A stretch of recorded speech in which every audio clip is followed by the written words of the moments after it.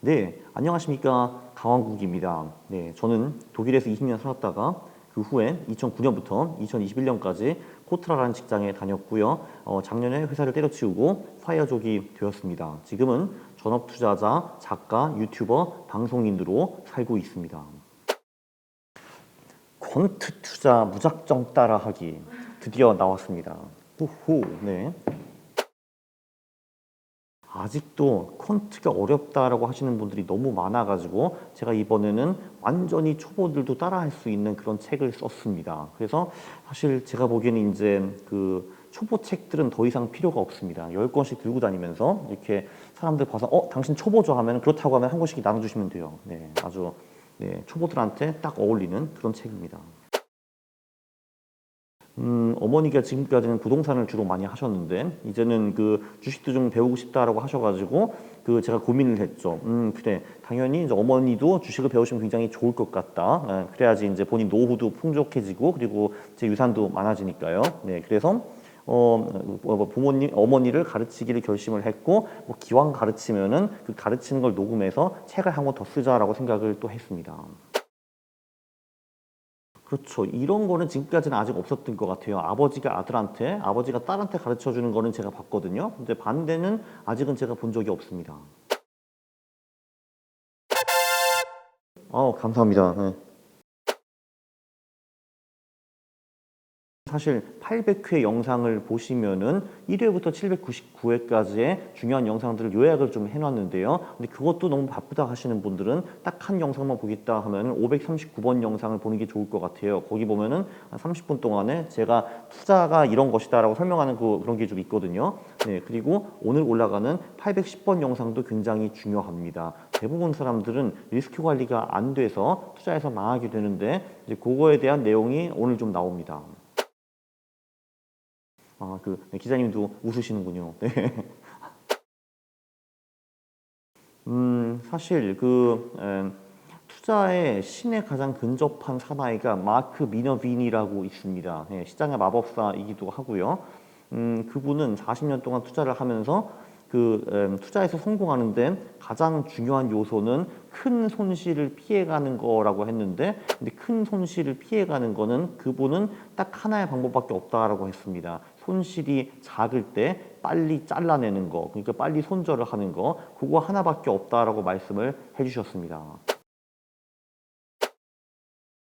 그렇죠. 사실 이 손절은 우리 두뇌에 있는 강력한 편향인 손실 회피 편향을 건드리게 되거든요. 왜냐하면 손실을 인정하고 팔아버리면은 일단 내가 실수를 했다는 걸 인정하는 거고, 그럼 내 자존심이 상처를 받고 일단 짜증 나잖아요. 그런 것 때문에 못 파는 건데.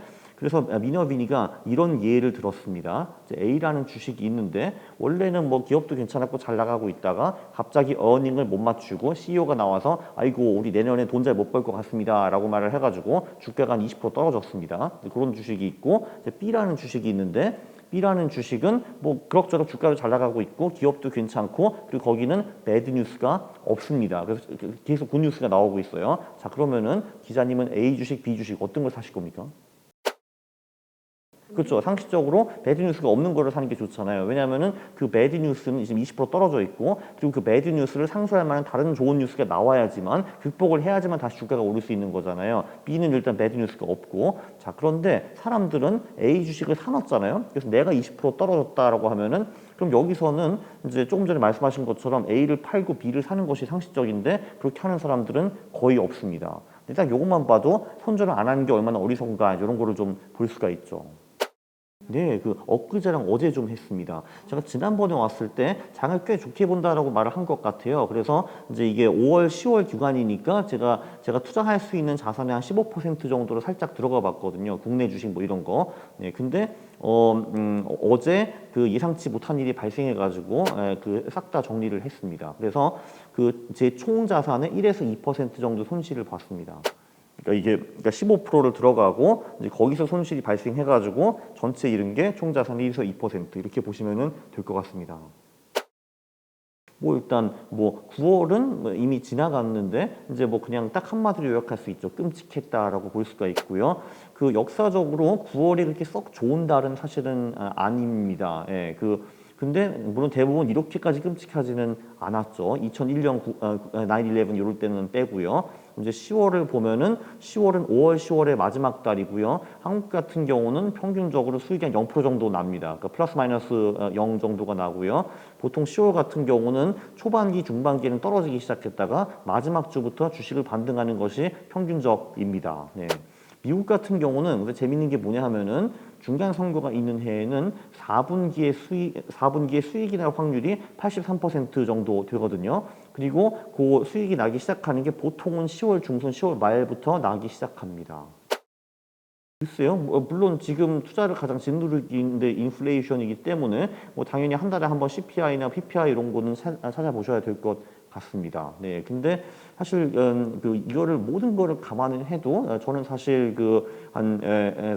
올해 4분기 그리고 특히 이제 내년 1분기, 2분기 이때 주가가 많이 오를 거라고 생각을 하기는 하거든요. 네, 그래서 이제 그거는 네, 일단 긍정적입니다. 네. 일단은 제가 손절을 했기 때문에 국내 주식은 지금 없고요. 이제 10월 말에 다시 들어갈 것 같기는 한데, 근데 이제 풀로 들어갈 것 같지는 않고요. 이제 얼마를 구체적으로 들어갈지는 지금 안 정했는데, 일단 그 일부를 들어간 다음에, 그러니까 제가 이제 그 미국 지수의 최저점이라고 예측하는 게 한 3,430인가 뭐 3,410인가 뭐 요 정도거든요. 그거 밑으로 떨어지면은 또 다시 손절을 할 것 같고요. 그런데 얘가 잘 버티고 이제 수익을 내기 시작하면은 이제 계속 추가 투자를 할 것 같습니다. 근데 10월 장이 어떻게 되는지 한번 구체적으로 보고 10월 말에 투자 결정을 내릴 것 같습니다. 10월 마지막 주 전에는 당연히 주식을 하지 않을 겁니다. 아 맞다 하나 있네. 그 이제 그게 지금 사실 손절을 이제 못 하시는 분들이 많이 있잖아요.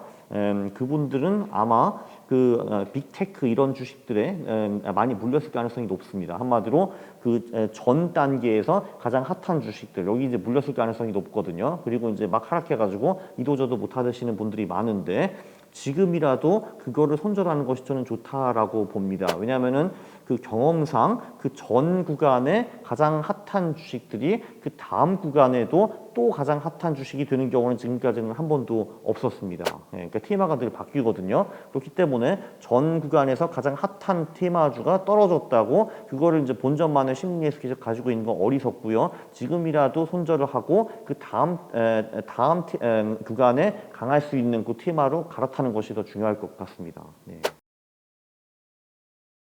그렇죠. 그러니까 한마디로 전 파도에서 가장 훌륭했던 주식들이 다음 파도에서도 가장 훌륭한 주식이 될 가능성은 사실 거의 없다라고 보시면 될 것 같습니다.